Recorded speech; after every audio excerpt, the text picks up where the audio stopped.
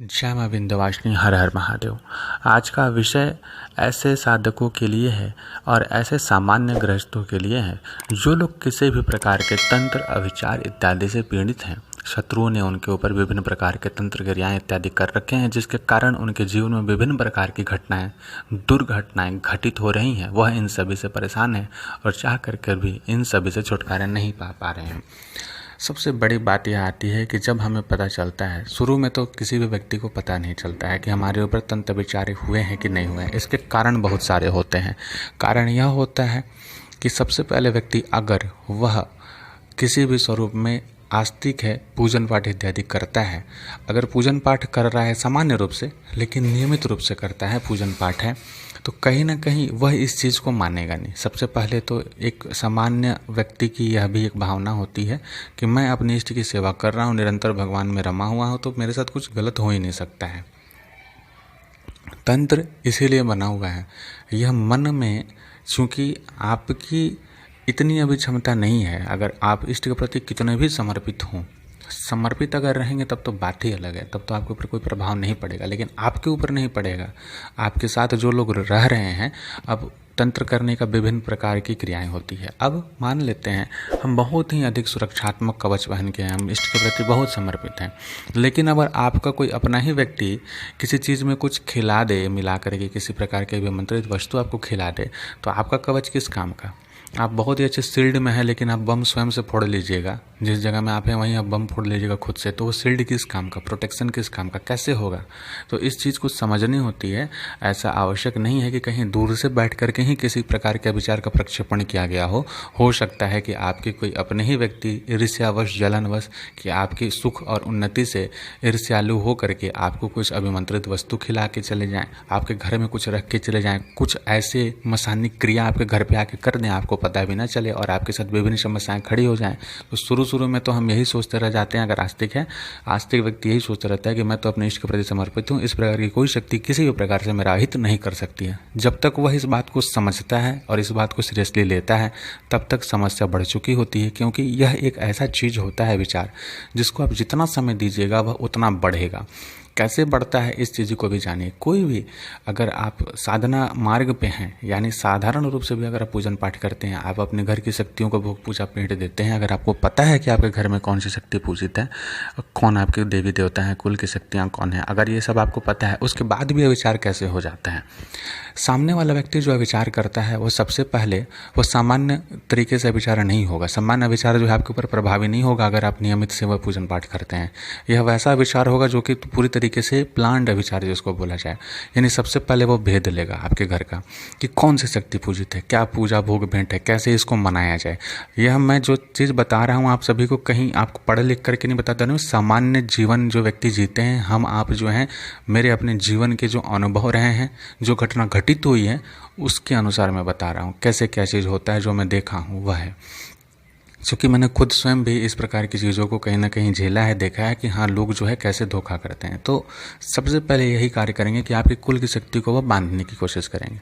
बांधने का अर्थात क्या? अर्थात यह होता है कि वचन के द्वारा, भोग के द्वारा या फिर मंत्रात्मक शक्ति के द्वारा आपकी कुल शक्ति को बांधने का प्रयास करें। अब कोई सामान्य शक्ति होंगी आपके घर में, कोई सामान्य देव पूजित होंगे, लोक देव पूजित होंगे, तो कहीं ना कहीं वह रुकने आरंभ हो जाएंगे। बृहद शक्ति होगी, कोई बड़ी शक्ति होगी, बहुत समय से पूजित होगी, तो वह इतनी आसानी से बंधी तो नहीं होगी। साथ ही आपको स्वप्न इत्यादि के माध्यम से बता भी देगी, या आपके घर में किसी के ऊपर सवारी आती होगी तो वह बता भी देगी कि देखो ऐसा ऐसा परेशानी हो रहा है, आपको जो है सावधान होना चाहिए, और उसका उपाय भी आपको बता देगी क्या करना है।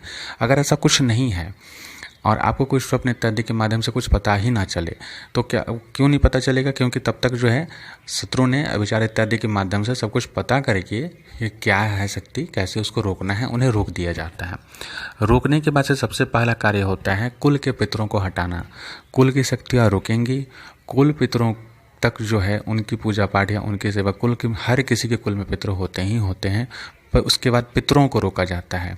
पित्र और शक्ति, यह दो चीज़ जो है, जब कोई रोक देंगे वचनान भोग दे करके किसी भी प्रकार से, और एक बात सदैव याद रखिएगा कि इसमें घुसपैठ ही होता है। बिना पूर्ण जानकारी के किसी भी घर की कुल शक्तियों के साथ कोई छेड़छाड़ इतनी आसानी से नहीं कर सकता है, अगर वह बहुत समय से पूजित है तो। अगर आप पूजा पाठ नहीं करते हैं तब तो उनके लिए बहुत आसान है, तब तो आप कुछ कर ही नहीं सकते हैं। लेकिन अगर आप कर रहे हैं तो मैं उस सेंस में बोल रहा हूँ, अगर आप लंबे समय से आपके 2-3 पुश्त से कोई शक्ति पूजित है, उसके बावजूद भी आपके साथ अगर विचार हो जा रहा है तो कैसे होता है। तो सबसे पहले जो है कुल शक्ति को रोकें, कुल पितरों को रोकें। कुल पितृ सदैव आपके द्वार पर रहते हैं। कुल शक्तियाँ जो होती हैं आपके पूजन स्थान में होती हैं, उनका भी द्वार पर पहरा रहता है। तो सबसे पहले उनको रोका जाता है। उनको रोकने के बाद अब जो है अभिचार का प्रयोग किया जाता है। अभिचार में कोई मसानिक शक्ति चला दी गई। अब आप तो पूजन पाठ कर रहे थे, मसानिक शक्ति जो है आपके घर में स्थापित कर दी उन्होंने, किसी वस्तु के माध्यम से ला के कोई अभिमंत्रित चीज़ छिड़क करके। वो एक बार में ना हुई तो 2 बार 3 बार किए, वो हो गई। जिस भी प्रकार से उन्होंने अपना विचार कर दिया। अब आप तो पूजा कर रहे हैं, आप तो पाठ कर रहे हैं। अब क्या होगा कि वह पूजन पाठ जो आप कर रहे थे कहीं ना कहीं अब जो है किसी अन्य प्रकार से ऊर्जा चूँकि अभी भी बन रही है वहाँ, क्योंकि आप पूजा कर रहे हैं तो ऊर्जा बनेगी। लेकिन वह ऊर्जा, वह पूजा पाठ का जो जप की ऊर्जा है, वह अब आपके इष्ट तक, अब आपके कुल की शक्तियों तक, अब कुल पितरों तक पहुँच ही नहीं पाएगी, क्योंकि तंत्र प्रक्रिया के द्वारा उनको छान के पूरी तरीके से अलग कर दिया गया है, बांध दिया गया है। अब वो ले ही नहीं पाएंगे। तब वह ऊर्जा कहाँ जा रही है? तब वह ऊर्जा उन शक्तियों के पास जा रही है जिनका प्रक्षेपण आपके शत्रु ने अभिचार के माध्यम से किया है, करवाया है। अब वह शक्ति जो है आपकी पूजा को ग्रहण करना आरंभ कर देगी। आप जो है अपनी पूजा को और बढ़ाएंगे। जब आपकी परेशानी बढ़ेगी, तब परेशानी बढ़ेगी, आप पूजा बढ़ाएंगे, पूजा बढ़ाएंगे, भोग बढ़ाएंगे, आप विभिन्न प्रकार की क्रियाओं को करने लगेंगे। जब अगर आपको विश्वास हो जाएगा तो वह शक्ति और अधिक बलवान होती जाएगी। अब यहाँ पर एक बात आती है, मैंने एक पोस्ट डाला था ग्रुप में, उस प्रश्न का उत्तर मैं अब दे रहा हूँ। मैंने कहा था कि हनुमान जी की एक विशेष साधना करनी है वैसे व्यक्तियों को जिनके साथ यह घटना हुई है, या इस प्रकार उनको पता होना चाहिए कि हाँ कुल शक्ति बंधित है। उन्हीं लोगों के लिए है, जिनका बंधा हुआ नहीं है वो अगर करेंगे तो बंधित हो जाएंगे। तो मैं ऐसा कुछ बताने वाला था कि जिनके घर के पितृ कुल इत्यादि बंधे हैं और पूरा पता है कि हाँ विचार बिल्कुल हुआ है, विचार शक्ति इस प्रकार से मेरी पूजा पाठ को ग्रहण कर रही है और हम परेशान हो रहे हैं। तो इस स्थिति में व्यक्ति को क्या करना चाहिए? ऐसी स्थिति में सबसे पहला कार्य यह करना होता है कि कभी भी घर में कोई बुरा अनुष्ठान आप ना करें। बड़ा अनुष्ठान और कैसा अनुष्ठान इसमें प्रभावी होगा इसे भी जान लीजिए।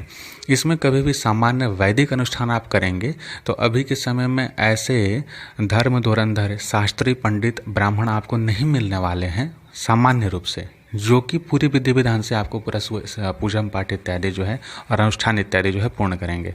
अगर मिलते हैं तो उनका डिमांड इतना अधिक होगा या उनका खर्चा इतना अधिक होगा जो कि वास्तविक होगा। मैं ऐसा नहीं बोल रहा हूँ कि उन्होंने अब वो अपना जो फीस लेंगे वो अलग है, लेकिन वास्तविक खर्च इतनी हो जाती है, इतना पूजन पाठ में जो खर्च लग जाता है, अब 1.5 लाख 2-2 लाख रुपये आप खर्च करने की आपकी आर्थिक स्थिति बची नहीं होगी अभी तक कि आप उतना कर पाएंगे। तो फिर आप वहाँ वैसे ही धराशायी हो जाते हैं, आप वह करवा नहीं पाइएगा। तंत्रोक्त पद्धति में जाइएगा तो कोई भी व्यक्ति कब तक आपका साथ देगा? वह एक बार जब देख लेगा कि हाँ ये चीज़ ऐसी ऐसी है, शत्रु तो आपका प्रबल है, शत्रु तो एक बार नहीं वो 10 बार विचार करेगा। लेकिन आप क्या करेंगे? जब अगला आदमी देखेगा कि हाँ इस पूजन भोग भेंट से इसको रोका गया है तो भैया उसका डबल दे के उतारा होता है। अगर उसने 1 मुर्गा कलेजा दिया है तो भैया 2 देना होगा। अभी तंत्र में जाइए तो अंट संट यही सब होने वाला है। तो अब अगला व्यक्ति आपके सामने जो जेन्युइन तांत्रिक है या साधक है, जो भी है जेन्युइन जो व्यक्ति होगा वो आपको बताएगा कि हाँ ये चीज़ लगेगा, इतना लगेगा। अब सुनने के बाद से 2 चीज़ आपको तो आप तो देख नहीं रहे हो तो आपके मन में शक ही आएगा, भाई ये ठग रहा है, ये खाने के लिए बोल रहा है, इतना पैसा लग रहा है मेरा, आप वहाँ से छोड़ दोगे। कोई व्यक्ति सामान्य रूप से थोड़ा कम पैसा में, मान लीजिए सही व्यक्ति मिल गया, उतारा कर दिया एक बार, आपका सारा चीज़ ठीक होने लगा, मतलब कुछ समय के लिए वो चीज़ आ गया लाइन पे, हटा दिया उस चीज़ को, बहुत अच्छी बात है। कितने समय तक? 1 पक्ष 2 पक्ष आपके शत्रु तो पलटेंगे उसको, जैसे उनको पता चलेगा वो पलट देंगे। जहाँ पलटें आपका यहाँ फिर वही स्थिति। अब आप जो बोलिएगा, जिनके पास आप गए थे, जिस साधक के पास में, आपके मन में फिर वही संशय आना शुरू हो जाएगा कि अरे भैया इनके पास तो गए, कुछ तो हुआ नहीं, फिर वही जस का तस स्थिति, आपका विश्वास टूट जाएगा। आप चूँकि इस टेक्निक को जो वहाँ हो रहा है, जो यह तंत्र फेनोमेनन अंदर चल रहा है, उस चीज़ को आप समझ ही नहीं पाते हो। यह कारण होता है जिसके चलते आप जो है किसी पे विश्वास नहीं कर पाते हो, इसका रिजल्ट आपको नहीं मिल पाता है और कोई भी चीज़ आपका कभी कंप्लीट हो ही नहीं पाता है, भटकते रह जाते हो। ये सबसे, आप जेन्युइन हो सामने वाला साधक भी जेन्युइन है, उसके बावजूद भी ऐसा अगर हो रहा है तो उसके पीछे का क्या रीज़न है, क्या कारण है, वह मैं एक्सप्लेन करके बता रहा हूँ। मैं जो करवाने वाला था, या कोई भी साधक इस कंडीशंस में क्या करवाता है कि कुछ किसी भी महाशक्तियों की, उग्र शक्तियों की उग्रात्मक तंत्रोक्त कवच या तंत्रोक्त मंत्रोक्त जो पाठ होते हैं, उन सभी को, शस्त्रोक्त पाठ जो होता है यानी शस्त्र धारण वाले शस्त्र मंत्र जो होते हैं, इसमें किसी को बांधने का, मारने का, तोड़ने का, फोड़ने का, यह सब का होता है कि बंद बंद भक्ष भक्ष रक्ष रक्ष, यह सब जो मंत्र होते हैं उसकी कुछ विधि विधान होते हैं, वह पूरा विधान जो है करवाना पड़ता है। लेकिन वह विधान कभी भी घर में नहीं होता है। अगर आपके साथ यह समस्या है तो अगर आप घर में करेंगे तो उससे क्या होगा, आपकी परेशानी बढ़ेगी। कैसे बढ़ेगी? जब आप इस प्रकार के मंत्रों का प्रयोग करेंगे, आपने इसे पहले से सिद्ध नहीं किया हुआ है और किसी और व्यक्ति के माध्यम से सुन करके आप इसको जब करना आरंभ करेंगे तो सामने जो शक्ति, जो मसानिक शक्ति है, जो भी अविचारिक शक्ति जो आपके एंटी पार्टी है, जो बैठी हुई है, उसको कष्ट होना आरंभ हो जाएगा। उसको जैसे ही कष्ट होगा तो वो आपको और कष्ट देना शुरू कर देगा। उसको भैया आप मारिएगा, पीटिएगा। मान लीजिए कि 1.5-2 साल से आपके घर में बैठ करके आपका पूजा पाठ, भोग भेंट सब ले रहा है, आप दे रहे हैं, अपने इष्ट को ले रहा है वो। अब वो 1.5-2 साल आप उसको बैठा के खिला दिए, अब उसके बाद आप उसको मार पीट करके, लाठी मार के सोच रहे हैं कि घर से निकाल दें। वो कभी निकलेगा नहीं, निकलेगा। वो आप ही को 4 लाठी और खींच के देगा कि तुम्हें करना छोड़ दो। आपको विभिन्न प्रकार से कष्ट देगा, आपके शरीर में समस्या उत्पन्न कर देगा, आप उसको हटा ही नहीं पाइएगा। आप पूजा पाठ करने जाइएगा, उसमें कुछ ऐसा एक्सीडेंट करवा देगा, आप बोलिएगा अरे बाप रे बाप, हम तो फलाना देवी देवता का पूजा शुरू किए थे, हम शिव जी की यह पूजा शुरू किए थे और मेरे साथ यह घटना घटित हो गई। यानी कि हमको जो है महादेव का कोई पूजा फलित नहीं हो रहा। अब आपको महादेव पर भी विश्वास नहीं होगा। आप जो है इस टेक्निक को नहीं समझ पा रहे हैं, जो वहाँ चल रहा है ना, उस चीज़ को आप नहीं समझ पा रहे हैं। चलता कुछ और है, हो कुछ और रहा होता है, आप किसी और को देख लेते हैं, यानी है कुछ और, देख रहे हैं आप कुछ और। तो यह चीज़ होता है, इसीलिए इन चीज़ों को करवाने का एक विशेष तरीका होता है। उस तरीके से वह भी ऐसा बिल्कुल नहीं हो सकता कि एक बार में प्रभावी हो, पूरे तरीके से देखना पड़ता है कि हाँ यह चीज़ प्रभावी होगा कि नहीं होगा, इस चीज़ को हम लोग हटा सकते हैं कि नहीं। और कभी भी एक चीज़ को ध्यान रखिएगा कि आप कितने भी बड़े साधक के पास चले जाइए, अगर आपके ऊपर में कोई रास्ता घाट का चीज़ नहीं लगा है ना, किसी शत्रु के द्वारा अगर विचार किया गया है, तो आप जीवन में कभी भी पूर्ण रूप से सुरक्षित तभी हो पाइएगा जब आप साधना शुरू कीजिएगा। नहीं तो आप बस, जिस तरीके से मैं बहुत सारे लोगों को देखता हूँ, मैं बहुत अच्छा समय देता हूँ एक एक व्यक्ति को। मैं कभी भी किसी को ऐसा नहीं कि आज बोला कल फिर बात नहीं करूँगा। अगर नहीं करता हूँ तो उसके पीछे कुछ कारण होता है, कुछ ऐसे प्रश्न वो पूछ देते हैं कि फिर मुझे लगता है कि ये व्यक्ति अभी 10 जगह भटक रहा है। एक व्यक्ति ऐसे हैं, वो मैसेज फॉरवर्ड किए में थे 10-15 लोगों को, मुझे लगता है वो फॉरवर्ड मैसेज ही मेरे पास आया, क्योंकि वो कॉपी पेस्ट मैसेज था, उन्होंने किसी को फॉरवर्ड किया था, वही कॉपी करके मुझे पेस्ट कर दिया। तो उसमें पूरा दिखा देता है कि हाँ किसको कॉपी किया, कहाँ किसको आप मैसेज भेजे हैं, कितना बजे, क्या डेट है। हम बोले कि भाई आप जिसको भेज रहे हैं, किसी एक व्यक्ति से परामर्श लीजिए, आप 10 जगह क्यों भेज रहे हैं। अब हर व्यक्ति चाहे वो जेन्युइन हो या कुछ भी हो, मेरा यहाँ प्रश्न नहीं है कि कौन फ्रॉड है कौन क्या है। जेन्युइन व्यक्ति कभी भी कोई एक चीज़ देखिएगा, उस चीज़ को पकड़ेगा, अपने अनुसार तदनुसार वो बताएगा कि आपको यह करनी है। अब अगर वो 3 व्यक्ति को भी भेजे हैं, 3 व्यक्ति अपने अनुसार बोल दिया, वो क्या करेगा बंदा। तो ऐसे लोग जो होते हैं ना, कुत्तों वाली स्थिति होती है इन लोगों की। हर दुआरी दुआरी जाएंगे, हर दरवाजे पे जाएंगे, खाना खाएंगे नहीं, साले खाना वहाँ जो रखे रहेगा सूंघ करके आगे चढ़ देंगे। कितना भी स्वादिष्ट खाना हो, उनको लगेगा अरे ये भी स्वादिष्ट है, वो भी स्वादिष्ट है, वो भी स्वादिष्ट है। 50 तरह का खाना सूंघ लेंगे, सूंघ के इनका पेट भर जाएगा, कभी कुछ कर नहीं पाएंगे, ऐसे इनका पेट गड़बड़ होते रहता है। तो ऐसे, और इसमें इनकी भी गलती नहीं है, वो जो विचार तंत्र प्रारब्ध जो बोल लीजिए, वह प्रारब्ध ही ऐसा हो गया रहता है ना कि ये कभी ज़िंदगी में साले कुछ नहीं कर सकते हैं। इनकी स्थिति केवल भटकना लिखा होता है।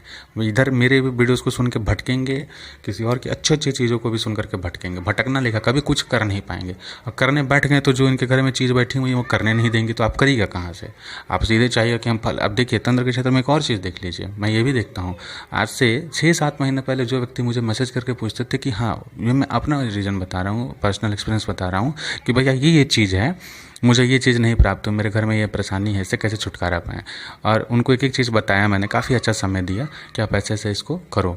उन्होंने किया इस चीज़ को। माया बहुत प्रबल होती है। अगर आप कोई भी अनुष्ठान कर लेते हो ना, तो भले आपका जब काम बने ना बने, शक्ति ऊर्जा बहुत भयानक माया दिखाती है। अगर आप दुर्गा सप्तशती का अनुष्ठान कर लिए, सप्तश्लोकी का अनुष्ठान कर लिए, एक बार ही कर लिया ना, माया प्रबल तुरंत हो जाती है। आपको लगता है कि अरे बाप रे बाप, मैंने सप्तश्लोकी का इतना बड़ा अनुष्ठान कर लिया, मैंने एक एक दिन में सुबह 108, शाम 108, 9 दिन नवरात्र में, यानी कि सोचो मैंने कितना बड़ा साधना कर लिया। और कहीं ना कहीं उस शक्ति की कृपा हो जाती है, महाशक्ति की कृपा, जगदम्बा की कृपा हो जाती है। अब व्यक्ति क्या करता है कि अपनी समस्या की व्यस्तता से बनी हुई है, लेकिन स्वयं के अंदर जो ऊर्जा बनी है ना, जो मणिपूरक चक्र की जो एक स्पंदन जो उनको आभास होने लगी है, स्वप्न के माध्यम से उनको दृष्टांत दिखने लगे हैं, स्वप्न के माध्यम से विभिन्न प्रकार के उनको क्षेत्र दिखने लगते हैं, ये साधना का जब शुभ प्रभाव प्राप्त होने लगता है, व्यक्ति स्वयं को तुरंत सिद्धि बना लेता है। फिर मैं देख रहा हूँ कि दूसरा कोई को वो व्यक्ति परामर्श दे रहे हैं, मैं बोला वाह ये तो गजब हो गया। स्वयं की समस्या सुलझ गई होगी। मैं यही सोचा, कुछ दिन के बाद फिर उनका मैसेज आया कि भैया अभी तो ऐसा परेशानी हो गई, क्योंकि साधना की ऊर्जा कितने समय तक रहेगी, बहुत रहेगी तो आपके 15 दिन, 20 दिन, 3 महीना, 6 महीना, अगर आप कंटिन्यू कर ही नहीं रहे हैं तो कहाँ, 9 दिन तो बहुत अच्छे से आप रह लिए, लेकिन उसके बाद नहीं, तो ऊर्जा कहीं ना कहीं वो तो ह्रास हो रहा है ना, खत्म हो रहा है। जो आप सेविंग किए थे सेविंग खत्म हो रहा है, नया आप उसमें डाल नहीं रहे हैं, उसके बाद फिर आपकी समस्या बढ़ जाएगी। तो यह सारी चीज़ें होती हैं। उम्मीद करता हूँ, आशा करता हूँ कि आप लोग इस चीज़ों को समझिएगा कि कैसे क्या करना होता है। नवरात्र में जो मैंने मैसेज डाला था कि कैसे करनी है साधना, वैसे लोग मुझसे जुड़े, मुझसे पूछें, तो उन लोगों के लिए यही चीज़ है कि इस प्रकार की समस्याएं जिन लोगों के साथ हैं उनको कभी भी घर पे साधना ना करके घर के बाहर साधनाएं करनी होती है। बाकी और सारा जो डिटेल्स होगा मैं आगे आने वाले वीडियोस में आप सभी को बताऊंगा। जय मां विंध्यवासिनी, हर हर महादेव।